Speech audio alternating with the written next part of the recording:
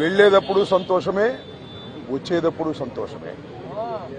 ఎందుకంటే 18 రోజుల పాటు ఆల్ ఆర్ బెయిలబుల్ కేసెస్ 18 రోజుల పాటు సెంట్రల్ ప్రిజన్లో ఉండవలసిన పరిస్థితి ఏర్పడింది. దీనికి కారణం ఈ ప్రభుత్వం, పోలీసులు కుమ్మక్కై చేసినటువంటి సంఘటనలు. నేను చాలా వివరంగా గుంటూరు వెళ్ళిన తర్వాత మళ్ళా మాట్లాడతాను. నేను అందరికీ ఈ సందర్భంగా నా ధన్యవాదాలు తెలియజేస్తున్నాను. నాకు ఎవరైతే సపోర్ట్ చేశారో ఈ సంఘటనలో, ఎవరైతే మద్దతు పలికారో వారందరికీ నా హృదయపూర్వక ధన్యవాదాలు. అలాగే కొంతమంది మద్దతు పలకలేదు, వారికి కూడా నా ధన్యవాదాలు. వారు ఏమన్నారంటే పెద్ద మాట అన్నారు, దానికి కూడా నేను గుంటూరు వెళ్ళిన సమాధానం చెప్తా. అదేమన్నారంటే అసహ్యంగా మాట్లాడితే దాడులు చేయరా అని. అసహ్యంగా మాట్లాడితే దాడులు చేయదలుచుకుంటే ఎంతమంది మీద చేయాలి? అసహ్యంగా మాట్లాడే వాళ్ళ మీద. అది ఒక అంశం. వాళ్ళకు కూడా నేను రేపు నా సమాధానాన్ని తప్పనిసరిగా చెప్తా. 18 రోజులు నన్ను జైల్లో పెడితే నేను భయపడతా అనుకున్నారేమో. భయపడే ప్రశ్న ఈ అంబటి రాంబాబుకు ఉద్భవించదని మనవి చేస్తున్నా. ఎందుకంటే ఈ చంద్రబాబు నాయుడు గారి ప్రభుత్వం వచ్చినప్పుడే జైల్లో ఉండటానికి సిద్ధపడ్డానని కూడా ఈ సందర్భంగా మనవి చేస్తున్నా. నన్ను హింసించాలని, నన్ను జైల్లో పెట్టాలని చంద్రబాబు, లోకేష్ ఎప్పటి నుంచో ప్రయత్నం చేస్తున్నారు. ఎక్కడో దొరికాను, లోపల పెట్టారు. చూద్దాం, టైం విల్ కమ్ అగైన్. పరిస్థితులు మళ్ళా మారతాయి. ఈ పాపానికి వారు పరిష్కారం చేయక తప్పదని కూడా ఈ సందర్భంగా నేను మనవి చేస్తున్నాను.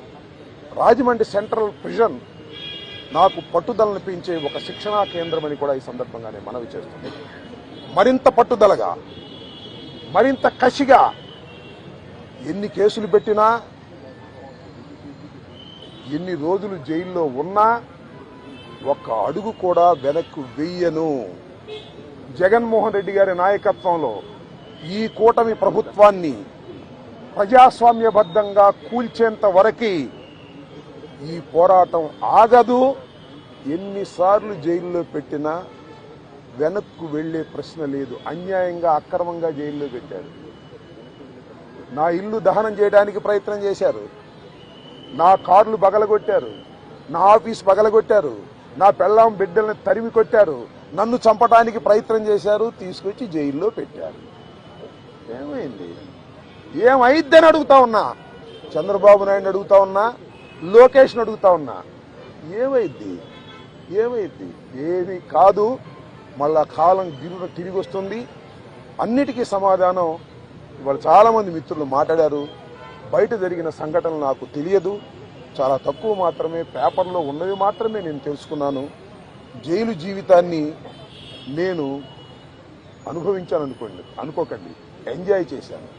ఎంత కఠినంగా ఉన్నా ఎంజాయ్ చేశాను. ఎందుకంటే ఒక రాజకీయ స్ఫూర్తితో రాజకీయాల్లోకి వచ్చినటువంటి వ్యక్తిని నేను, పట్టుదలగా ముందుకు సాగే వ్యక్తిని జైల్లో పెడితే భయపడిపోయే వ్యక్తిని అంతకంటే కాదు, మరింత ధైర్యంగా పోరాట పటిమతో ముందుకు వెళ్లేటటువంటి వ్యక్తిని కూడా మనవి చేస్తున్నాను. ఎప్పుడు ఎక్కడా తప్పు చేయలేదు. పొరపాటు మాట్లాడితే వెంటనే పశ్చాత్తాపడ్డా. పశ్చాత్తాపానికి మించిన ప్రాయచిత్తం లేదంటారే, మరి ఏమిటి? ఎంతమంది పశ్చాత్తాపడ్డారు? నేను తప్ప ఎవరైనా పశ్చాత్తాపడ్డారా అని అడుగుతా ఉన్నా. సరే, ఏది ఏమైనా టైం విల్ డిసైడ్.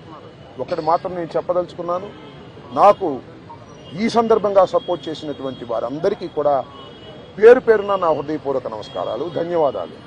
నా పార్టీ కానివారు కూడా నన్ను సపోర్ట్ చేశారు. దాడులు చేయటం తప్పన్నారు, దాడులు అన్యాయం అన్నారు. ఒకవేళ తప్పు మాట్లాడితే కేసు పెట్టి లోపల పెట్టాలి కదా, ఇంటి మీద దాడి ఏంటి అన్నారు. దాడి చేసిన వాళ్ళకు బెయిల్ వచ్చింది. దాడి చేయించుకున్న నాకు 18 రోజుల తర్వాత బెయిల్ వచ్చింది. ఏం చేయగలిగారు? ఏం చేస్తారు? దేనికైనా సిద్ధపడి రాజకీయాల్లో జగన్మోహన్ రెడ్డి వెంట నడుస్తున్నటువంటి వ్యక్తులం. ఆ రోజు రాజశేఖర రెడ్డి వెంట నడిచాం, ఇవాళ జగన్మోహన్ రెడ్డి గారి వెంట నడుస్తాం, తుదకంటూ నడుస్తాం. బొందిలో ప్రాణం ఉన్నంత వరకు జగన్ వెంట నడుస్తాం. ఏ విషయాన్నైనా, ఎన్ని కుట్రలనైనా ఎన్ని కుతంత్రాలనైనా ఎదుర్కోవడానికి సిద్ధంగా ఉన్నామని కూడా ఈ సందర్భంగా మనవి చేస్తున్నాను. అందరికీ నా హృదయపూర్వకమైన ధన్యవాదాలు ఈ సందర్భంగా తెలియజేసుకుంటున్నాను. మళ్ళా రేపు వివరంగా గుంటూరులో ప్రతి విషయం గురించి కూడా నేను మాట్లాడతాను.